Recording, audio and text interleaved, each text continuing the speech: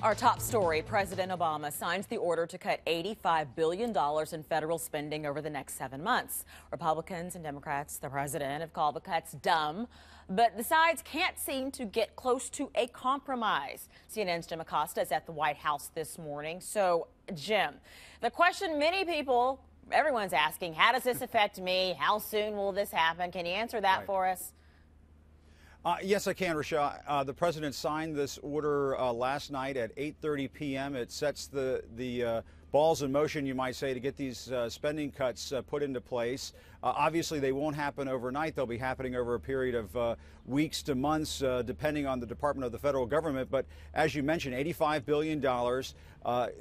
They go into effect over the course of 7 months. And because they've been compressed into this short timetable, they're talking about 13% cuts over at the Defense Department. In most defense programs, 9% cuts in most domestic programs. And so the Office of Management Budget sent over a letter to the Congress last night detailing many of these cuts. They're talking about $53 million in cuts to food inspectors over at the Department of Agriculture. So these cuts are going to start happening, and they are real cuts.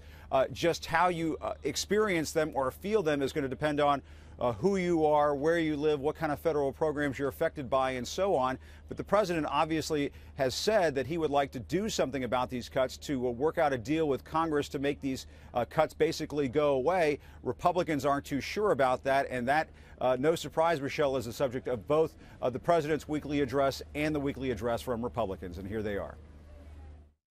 None of this is necessary.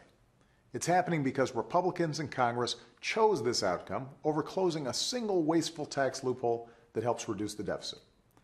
Just this week, they decided that protecting special interest tax breaks for the well-off and well-connected is more important than protecting our military and middle-class families from these cuts. The American people know full well that if they give this White House more tax revenue, it will be spent on new stimulus projects and government programs.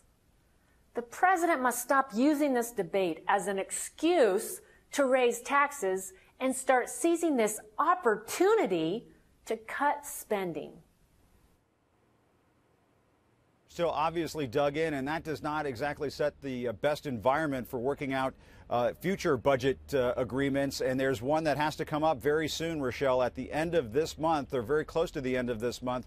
The government will run out of money. They've been passing these temporary spending bills, what they call continuing resolutions in Washington jargon, and that expires near the end of the month. And at that point, you have a government shutdown that would take effect. So on top of these forced budget cuts, that would also deliver a lot of budget pain to many Americans across the country. We'll have to see if they can work that one out, Rochelle. Basically governing for just a few months at a time. Wow. That's right. Jim Acosta, thank you very much. You bet.